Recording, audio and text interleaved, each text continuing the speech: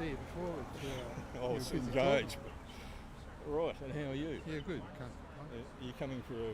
Yeah, I think so. Yeah, good. I might buy one of those caps. I've got it because I've got the caps. I tried to give them to President here, but he said, no, you take them and we'll take them off you. Yeah, all right. Okay.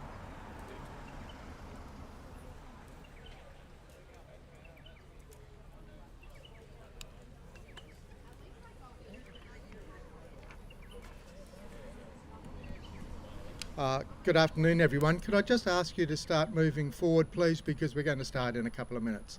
Thank you. That's who's going to... Oh, okay. Okay. In case you want... No, that's Peter. Well, when I call them out, will you sort of stand there and marshal them? Happy to do that? Marshal them, sort of say, oh, Yeah. you're first, you're second, just Yeah, put them in order. that's fine. Yeah. So... Well, I think I recognise most of them, so...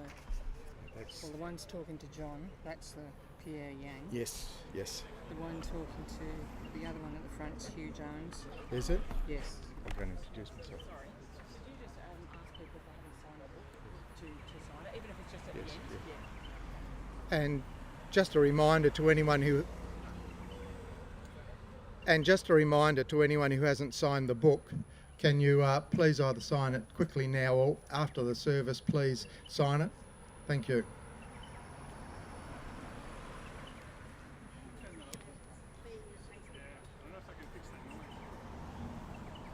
I can't hear it.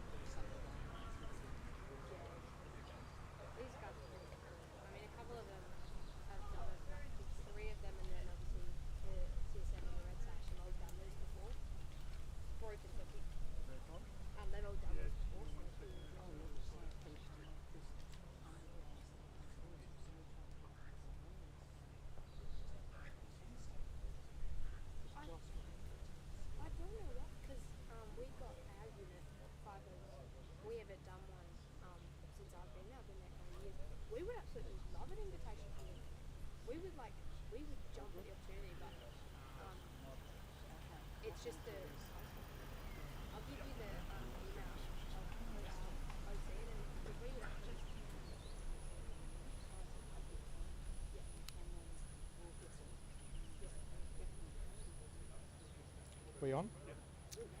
Good afternoon, everyone. Could I please ask you to be upstanding while we welcome the Catapult Party? Thank you.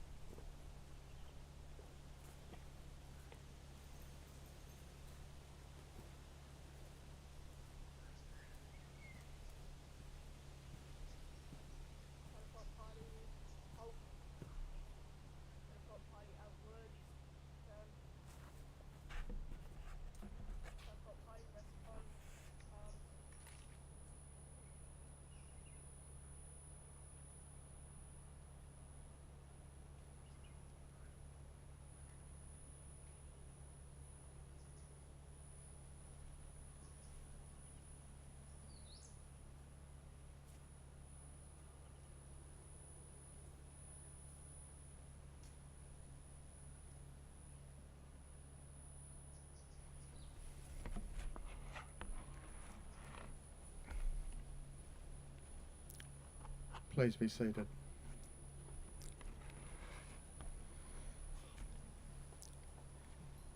All right, good afternoon, distinguished guests, ladies and gentlemen, girls and boys, all friends of the 2nd Commandos.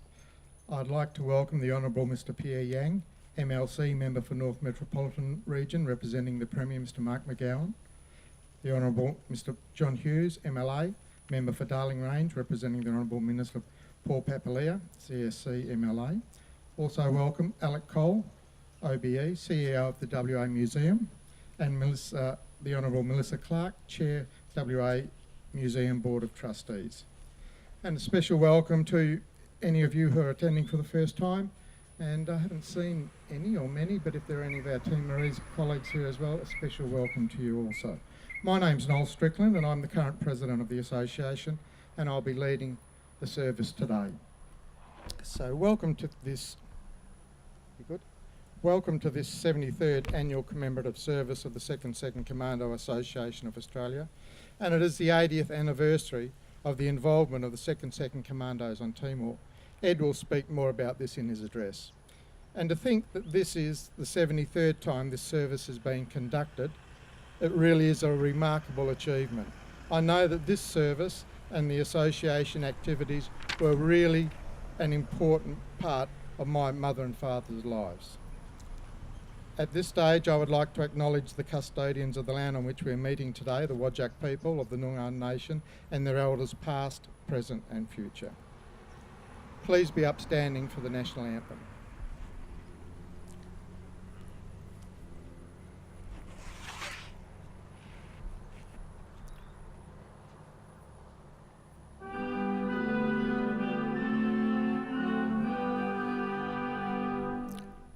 Australians, all let us rejoice, for we are young and free.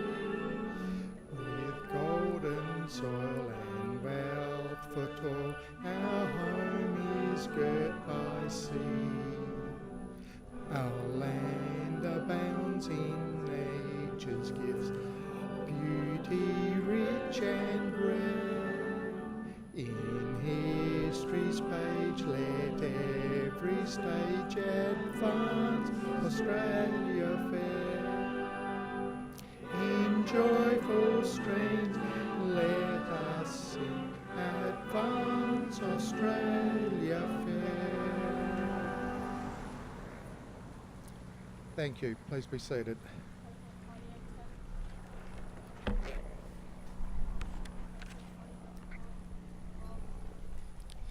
Would anyone laying a wreath please come forward?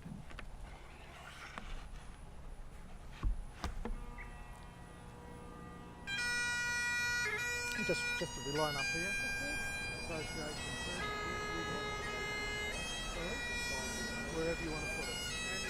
Put it at the front. Alright.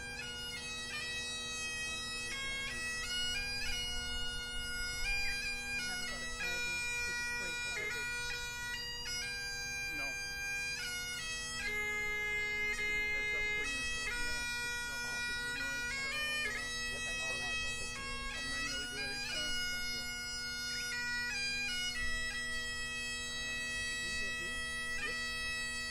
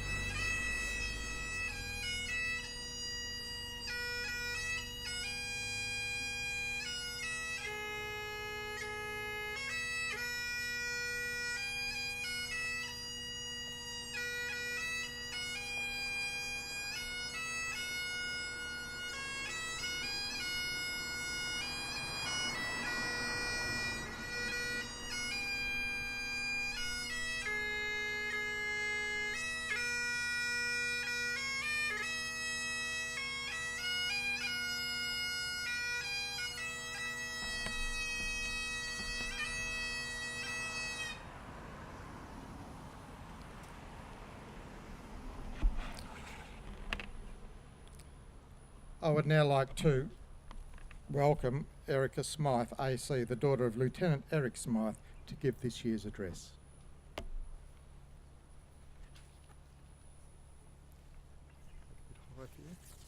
Okay. Yep, that's good. I think that's all right. Yeah. Thank you, Noel. Distinguished guests, ladies and gentlemen, I'm delighted to be here today, and I too recognise that we are on the lands of the Whadjuk people of the Noongar Nation, and I acknowledge their elders, past and present.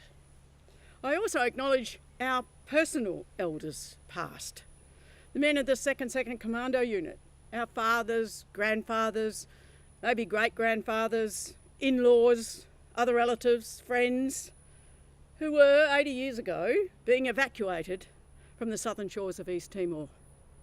My dad, Eric William Smythe, was not one to talk about a lot of his war experiences, but I have selected 4 of his stories as he related them to us, his 3 children, and have thrown in a couple of other tales. In April 1942, this is in my dad's words, sorry, I can't do the deep voice. In April 1942, we had radios, but they were not powerful enough to make contact with Australia. One of our signallers, Joe Lovelace, managed to build a radio set to contact Australia. He made a chassis from a kerosene tin. He had the real technical knowledge, but no instruments, no gear, nothing. He was working blind, but they gathered old bits of Portuguese radios from here and there, parts of our own, and he built this set to get in touch with Darwin. We had been out of contact since the 19th of February. The signal went out and was received south of Darwin.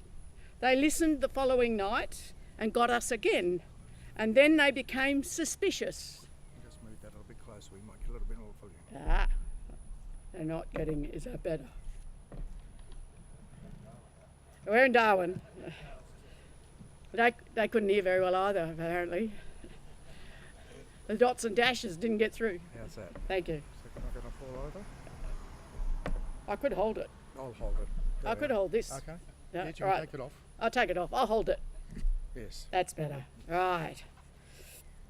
They listened the following night and again, and got us again, and then they became suspicious as to who was trying to contact Australia. Joe had some friends and mates in Darwin, and we had 2 or 3 signallers who came up to Timor from there. So one of the Darwin signallers, who was a friend of Joe's, and another who lived next door to him, started asking, "What's your wife's name? Where do you live?" I think there was some question about which football team he barracked for. They were asked personal questions that only Joe or others could answer, and finally they accepted the fact that it was us. So we then asked for supplies, like quinine, Tommy gun ammunition, and boots. Plus we asked for silver money. The Timorese like to make silver jewellery, bracelets and brooches, that sort of thing. Now Australian threepenny and sixpenny high silver content money was very prized, and we had many IOUs to pay. The radio, of course, was Winnie the War winner. Now this brings me to one of my own stories, because 20 years ago, in May 2002, I was asked to lead the Woodside delegation to the Timor-Leste Independence Day celebrations. I was also delighted to undertake a second task on behalf of Woodside. I went to meet a fisherman, Antonio Suarez, who had found one of Woodside's current tracking buoys that had been released into the waters off Exmouth. Antonio had seen it on a reef and thought it might have been a bomb, but he went out to look anyway. He saw it had English writing on a plaque, and he took it to his brother, Santiago, to translate it, because he worked for the UN as an interpreter. And he saw it was from Woodside, and there was a telephone number and a reward for the boy's recovery. he made contact and I went to pay the reward. At the time, I was wearing my little double red diamond pin, and he recognised it, and he immediately started talking about his father, Jacinto, and his father had supplied buffalo every month to the second unit, and he said that when the soldiers left, they gave him 4 tins of silver money, but he was afraid that the Japanese would take the money, so they hid it up in the bushes, and he said, you know, we've never found it. We've hunted, but we've never found it. When I came back to Perth, I told Jack Carey of the Second Association that story, and he laughed. He said it's a common tale, and many Timorese had stories of a family treasure up in the hills. Now to Dad's second story. In his words again, after contact was made in 1942, the Australian command in Darwin evacuated the brigadier, and our commanding officer, Major Spence, was promoted to Lieutenant Colonel, and he took the lead of Sparrow Force. Like most members of the Second, I had little knowledge of what went on at Force Headquarters, so it was with some trepidation that I learnt I had been promoted from Sergeant of A Troop to Lieutenant and seconded to Sparrow Force Headquarters as an intelligence officer. I had no wish to leave A Troop. I had no expertise or training in intelligence work. I had no idea how I would fare working with Lieutenant Colonel Spence, but I had no say in the matter, just told to do it. While at Sparrow Force Headquarters, I did the coding and decoding of messages. I was meeting the boats that were coming in and taking mail down to them and bringing in other important mail back. I was also helping with the organisation of supplies and that sort of thing. One night I was down on the beach to meet the supply corvette. The first and second tender boats got swamped in the surf. They were not going to bring in a third. We got those 2 out again by helping the sailors, but all our supplies were floating around in the water. I had the mail to go. So I said to the second boat that went off, tell the third boat to wait outside and I'll swim it out. I only had one spare set of clothes. So I was not going to swim in the salt water in any of them. So I took everything off. I was starkers, and I swam out to the tender. Then they took me to the corvette. Of course, the corvette is blacked out and completely dark. I got onto the bridge and just said I had the mail, and if they would waterproof anything they wanted to go back, I would swim it. They said, wait a while and we'll put the package in, sew the package up. And the captain then asked, is there anything you would like while you're here? I said, well, I would like something to eat. And he said, well, what would you like? I said, oh, anything, I don't mind. What about a nice piece of bread and jam? The captain of the ship said to one of the sailors, take this bloke down to the mess and give him a piece of bread and jam. So down I went to the sailors' mess. They told the mess bloke I wanted some bread and jam, and so he got out a loaf of bread, a pound of butter and a tin of jam, and said, here you go. I was as happy as Larry because we were getting rice and a certain amount of meat, but we had nothing like jam or anything else. They offered me anything I wanted to take back, but how was I going to get it in? When I returned to the captain for the return message, he was a bit embarrassed, as by then he'd realised I was a lieutenant and he had sent me to the cruise mess. I did not care. When I did get back to shore, there were all these stores floating around in the water. A bloke by the name of Don Murray and I decided that we would swim out and rescue what we could, because the natives would not go in above their waists. They recognised there were too many crocodiles around there. We swam what we could in close enough to where they would take it off us and carry it ashore. As we swam around, the stores were drifting down the coast, and we ended half a mile or so down the beach and were physically tired. So I walked back up the beach and lay down and went to sleep. The next morning, I was covered in sandfly bites. They had eaten me alive, but I had been so tired, I had just laid down on the beach and slept. So let's move to Dad's third story, not quite as long. At about the time of the August push, Lieutenant Colonel Spence was evacuated to Australia and my secondment to Force Headquarters ended. I went to Second Headquarters where Major Laidlaw had taken over, and I helped organise the evacuation of the remaining Portuguese. Firstly the women and children, and then the men. This was done on a very strict timetable. The ship's captain would arrive offshore after dark and would leave again in the dark, so he could be well away from Timor before daybreak, and nothing would be allowed to hold him up. Finally, the order came to evacuate the women and children. The sea was rough and they had to be transported to the ship in a small tender craft. The women and children had difficulty getting out to the boats and getting in, so we just picked them up and dumped them in the boats. There was no time to waste, as the ship would have sailed away without them. Among the women was a group of nuns with nothing but the habits they were wearing. They were hampered by these cumbersome garments, and because it was so difficult to get to the boats, the men, including me, just picked them up and dumped them in. 30 years later, there's a follow-up story as told by my mum. Oh, lost the page again. This is Mum's voice now, I can go a bit higher. In the early 70s, Eric and I, with two of our friends from Geraldton, flew to East Timor. While in Bacau, I decided to go walking on my own ahead of the others. In the distance, I saw a nun who looked about my age. She had that serene look and a gliding walk, even though it was hot and dusty. As she approached, we passed greetings, and she asked me, "Where are you from, and who are you with?"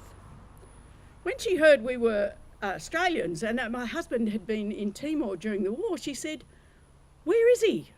I pointed to the others, and suddenly there was a transformation. Her face became animated and she almost skipped her way to him, calling out, "You are the one that put me in the boat like a sack of potatoes."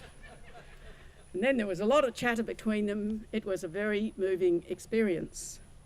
The nun I had met was Italian, and after her evacuation from Timor, she was sent to Sydney for a few years, but returned to continue her work in Timor again.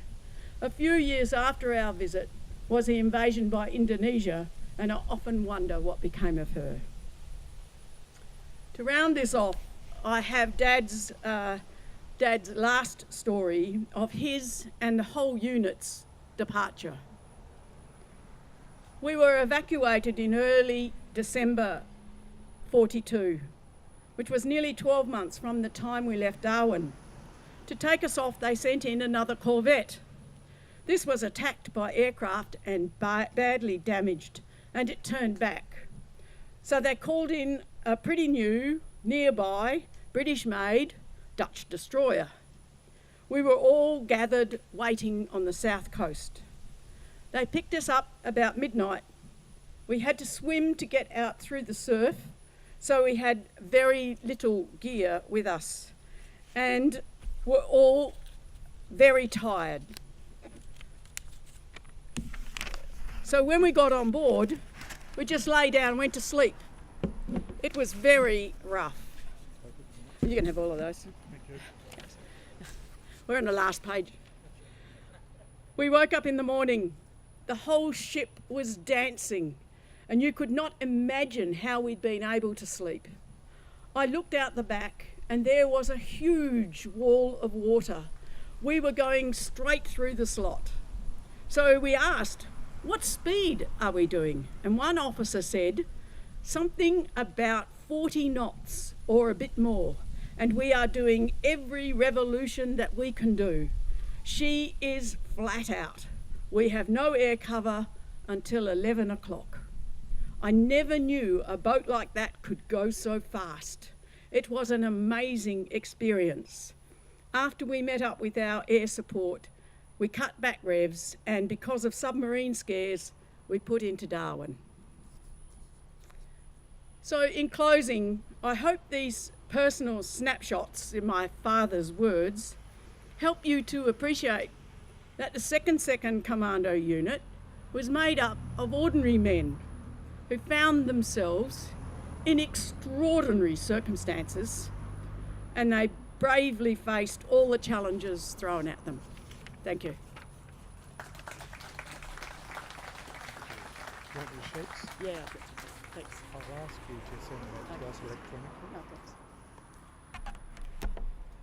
thanks. Right, thank you, Erica. Just looking around while you were speaking, I could see that everyone was engrossed, so thank you, it was just fantastic. I'd now like to ask David Marshall, the son of Lance Corporal Arthur Marshall, to now read the poem Grandpa, What Did You Do in the War by Jeff Cook. This poem's really made me think about my father, and I'm sure it conveys his sentiments really well. Thanks, David.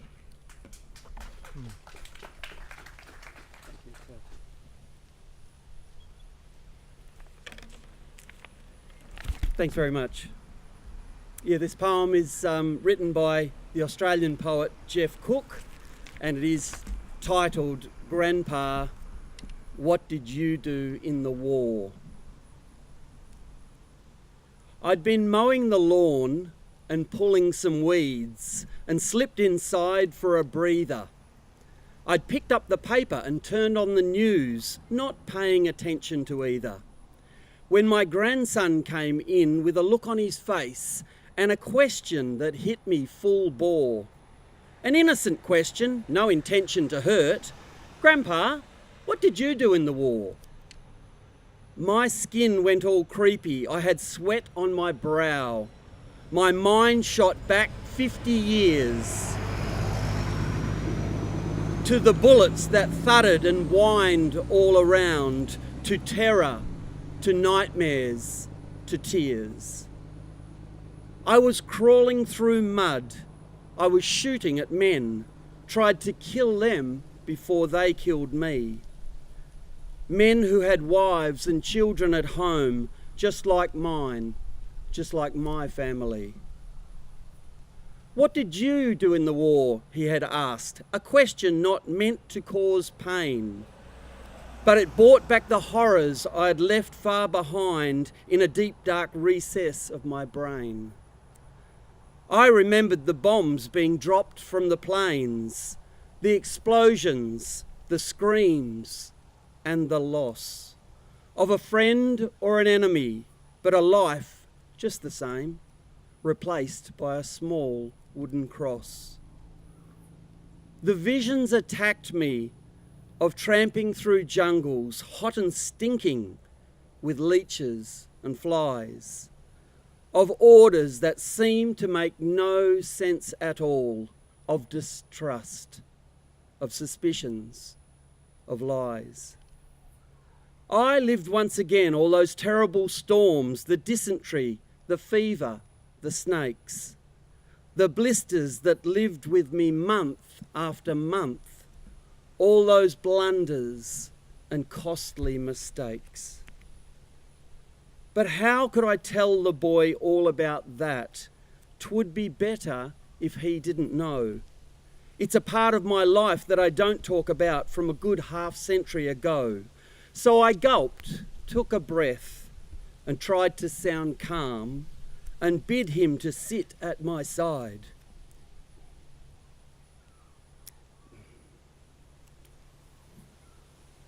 Then I opened my mouth to say a few words, but the tears welled up and I cried. He cuddled to me with a look of concern, and I mumbled of feeling unwell, then took hold of myself, blew hard on my nose while I thought of some stories I could tell. What did I do in the war? I began, Then the stories began tumbling out, and they flowed with such ease I felt better again and got over my pain and my doubt. I told him of how I had made many friends, how I'd trained and gone overseas, made a joke of how seasick I'd been on the way, almost dirtied myself when I'd sneezed. I told of the joys of the letters from home, of the hand-knitted socks and the cake that I got for my birthday but 3 weeks too late because it went somewhere else by mistake. We talked about mateship.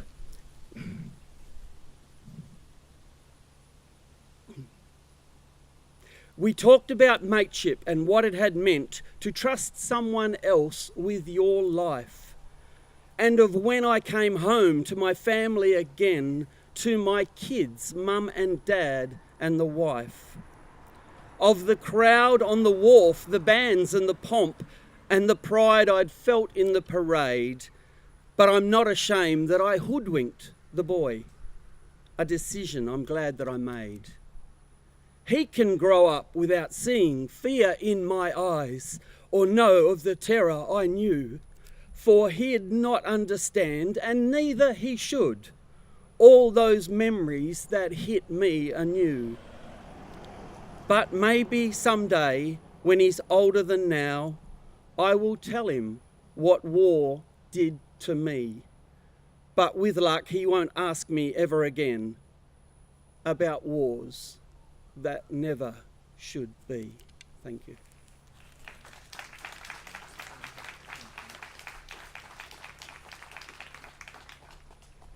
Thanks, David. And for those of you who don't know David, David's come up from Harvey today to take part in our service, so thanks very much.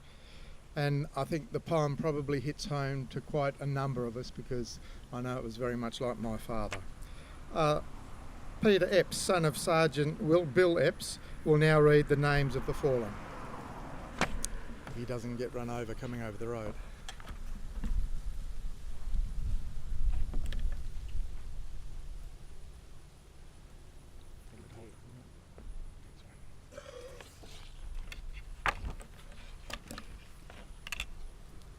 These men of the 2nd died during active service with the unit. Don Airy, Frank Alford, Ron Alexander, Jeff Barclay, Roy Beardman, Huey Brown, Leslie Brown, Bob Chalmers, Bill Cheverton, Gordon Chiswell, Harry Cole, Harry Cotsworth, Dick Crowder, Owen Davies, Cyril Doyle, Bob Ewan, Bruce Gannon, Ken Hogg, Bill Holly, Phil Hopper, Peter Kemp,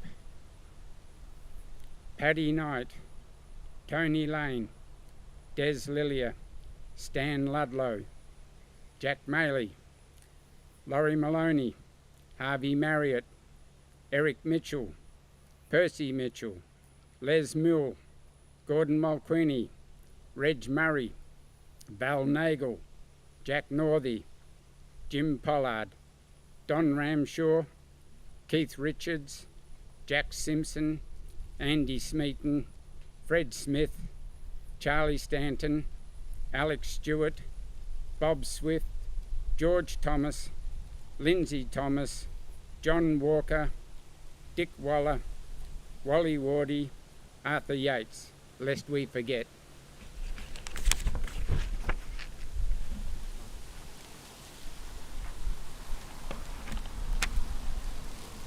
Thanks, Peter.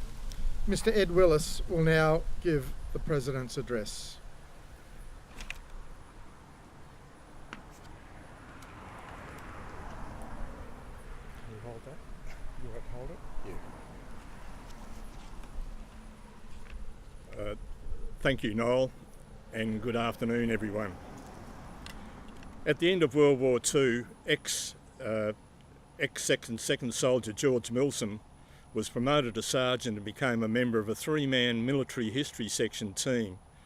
that was sent to both Dutch and Portuguese Timor to record significant campaign sites. George was the guide of this team, Lieutenant Charles Bush was the official war artist, and Sergeant Keith Davis the photographer. George Milsom was an avid letter writer, and his parents kept all his letters. An article I wrote for the Double Reds website about the MHS patrol features a letter dated 14th of January 1946 that he wrote after the military history team had completed its patrol to campaign sites at the eastern end of Portuguese Timor. That 12-day patrol travelled through the following locations: Dili, Manatuto, Vamasi, Bacau, Lortum, Lore, Fuiloro, Osu, and then back to Dili. In my article, Milsom's narrative of the patrol is complemented by photographer Keith Davis's photographs and George Bush's artworks of some of the locations visited by the team. The adventures and social activities of the men and their reliance on the hard-working Jeep as their mode of transport makes for interesting and entertaining reading. After returning to Dili, the team spent the remainder of January 1946 exploring around the township, returned to Anero, Mabisi and Oliu, and concluded their stint in Portuguese Timor by travelling west along the north coast to Lakisa and Mobara before returning to Kopang in Dutch West Timor. Following the withdrawal of Timor Force in February, their final work was covering the Timor-related war crimes proceedings in Darwin in early March 1946. That effort left a legacy. On 29th of January 1946, Keith Davis noted, "I took the 1000th photograph with Tim Force. These images, along with 66 artworks by Charles Bush related to the Timor campaign, were deposited in the Australian War Memorial Collection. All the photographs and a small number of the artworks have been digitised and are available for download from the Australian War Memorial website."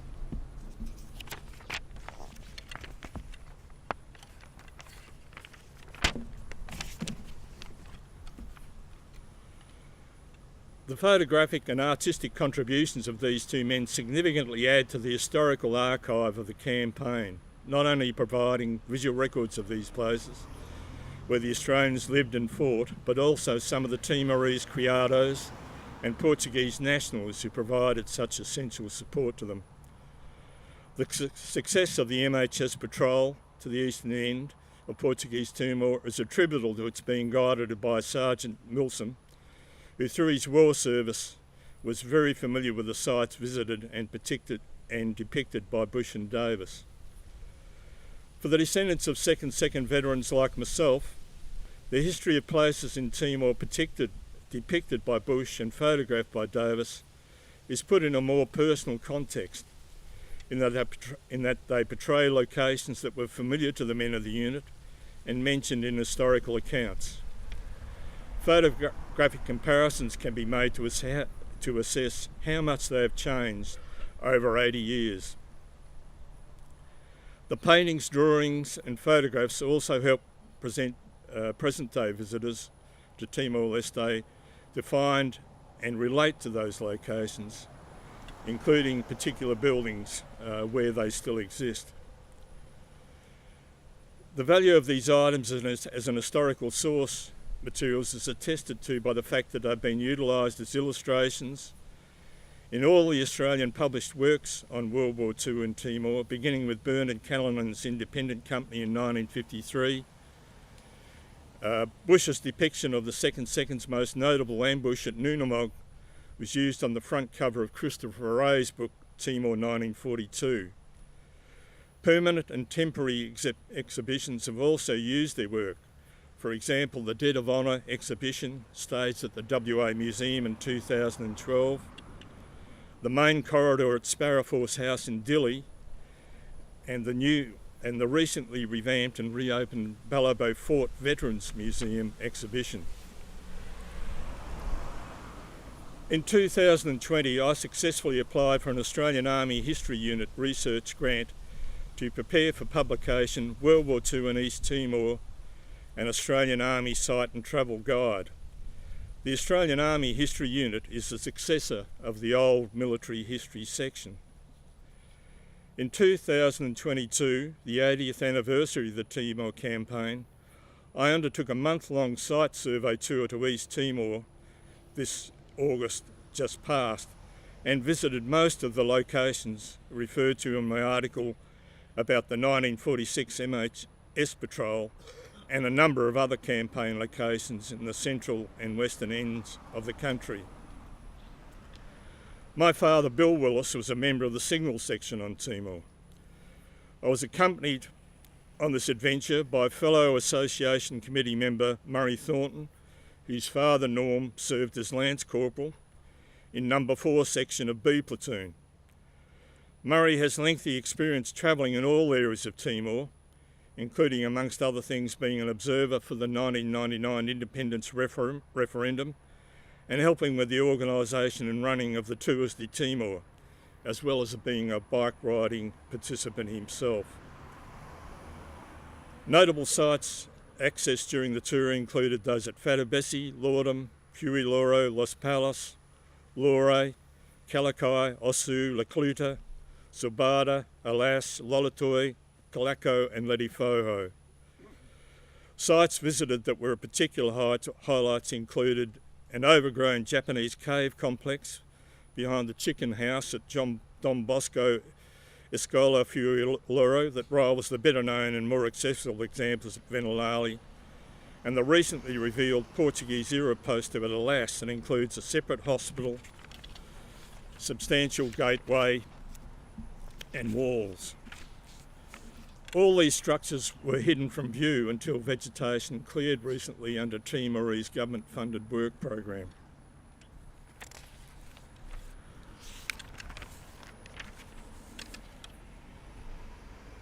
I will now focus on completing the World War II site and travel guide, incorporating the information and images gathered during those site visits.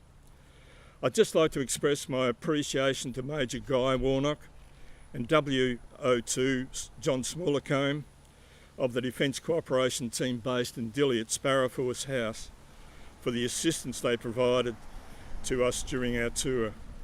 A big thank you also to Julio dos Santos and Eliseo Amaral for their guiding and interpretation and support, and Manny Napoleon for his site and travel advice. I also am extremely grateful to my travelling companion Murray for his exemplary driving work under demanding conditions, navigation and generosity in supplementing the grant and donated funds for the project. I could not have progressed without Murray's involvement and support. My term as President concluded at the AGM held on the 24th October when Noel was elected to replace me. I knew Noel well in the role that I was honoured to fill for the last 2 years. The Honourable Alana McTean has served the Association as its patron for several years. The new committee resolved that with Minister McTean announcing that she was retiring from Parliament, it would be an appropriate time to seek a new patron. Noel has written to Minister McTean and wishing her well for the future and thanking her for her long-term interest and support of the Association. Noel has subsequently invited the Honourable Andrew Hastie, MHR for Canning, to become our patron, and I'm pleased to advise that he has accepted this invitation. 13 schools in his electorate have nominated to participate in making a Double Reds Resilience Award presentation this year. Thank you all, and that concludes my remarks, lest we forget.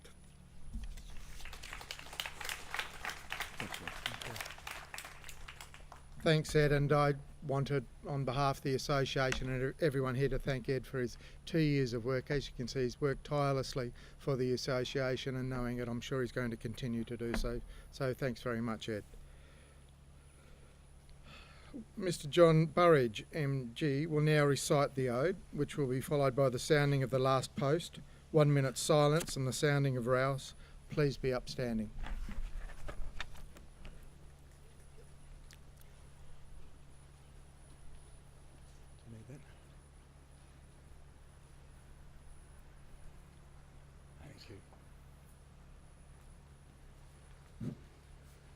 if I need this.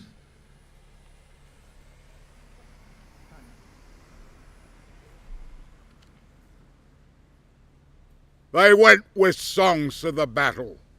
They were young, straight of limb, true of eye, steady and aglow.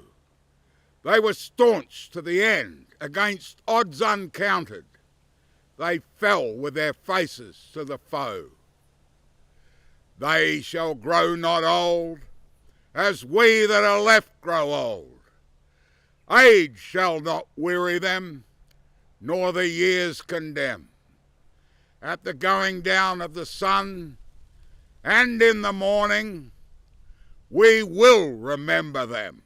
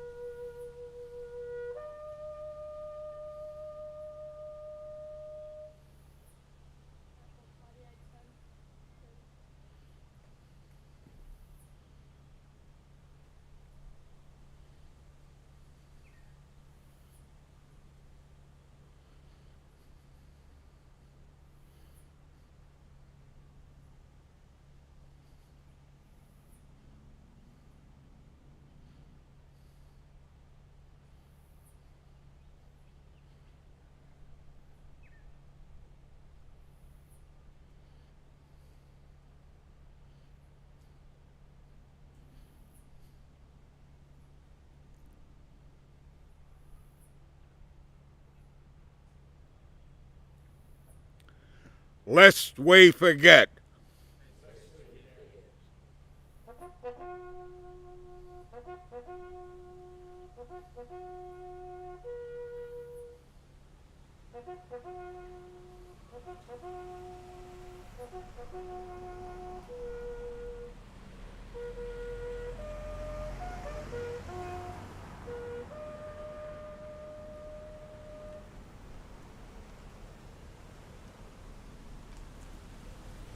Thank you.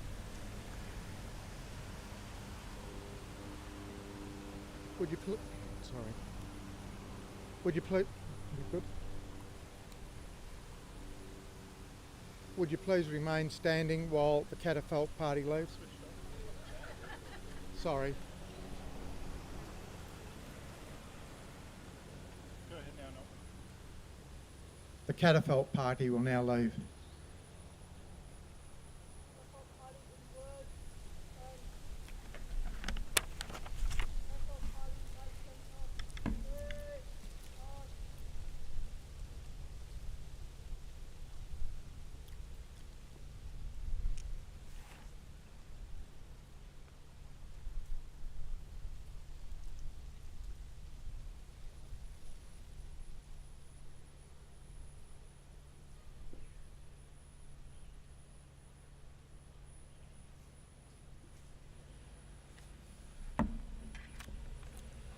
Please be seated.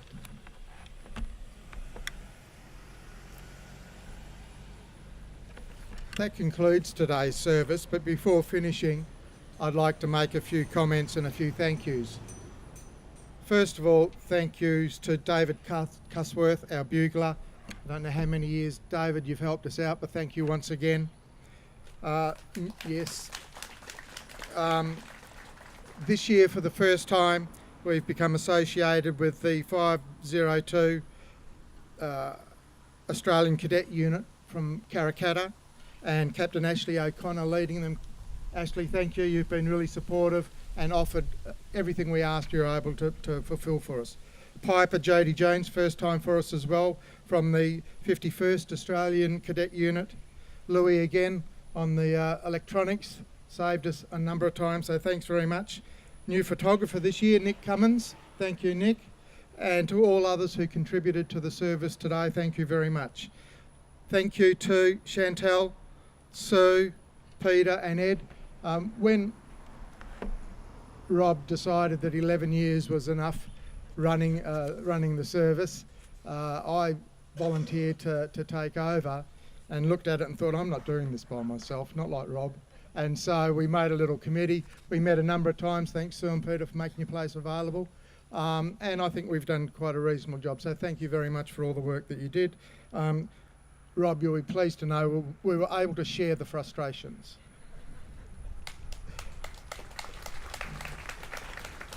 And to acknowledge Rob as well, in typical Rob fashion, we were left with running sheets and contact numbers and everything, so you really did make the task as easy as possible for us. Thank you. Can I just ask any committee members here to just either stand up where you are, wave your hand or whatever else? I would like to ask people to make note of the committee.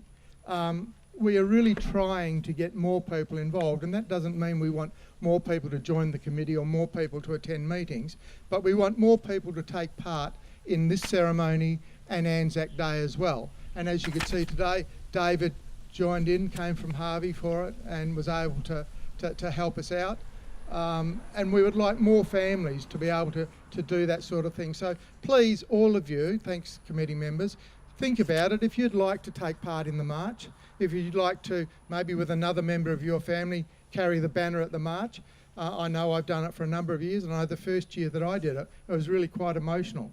So, I mean, I would really encourage families to get together and take part. There are lots of things that you can do without actually having to commit to a committee. So I ask the committee to stand up. So if you're thinking about it and you come to the Captain Sterling after it, you know, collar one of our ears and have a bit of a talk to us. I'll take numbers and I'll get in contact with you, or you can get in contact with the committee closer to Anzac Day is our next opportunity. I've got down here reinforcing the need for the younger generations to take on. We are getting older. We really are getting older. And today we've got 2 grandchildren taking part, I believe. No, it's 2 grandchildren and 1 great-grandchild. So we really need to get into these levels for this committee to keep going. I think you'd all agree that it would be a real shame if this service were to just fade away and not happen anymore. So we really do need to get people involved. As I said, you don't have to be a committee member, but you can come and take part in the services. Thank you all for your attendance. Your attendance is really an indication of your support to this association and what it means to the families and friends of the 2nd Commandos. We really cannot let this support fade away. And please all come down to Captain Sterling for a little while and have a drink. Thank you all very much for your attendance.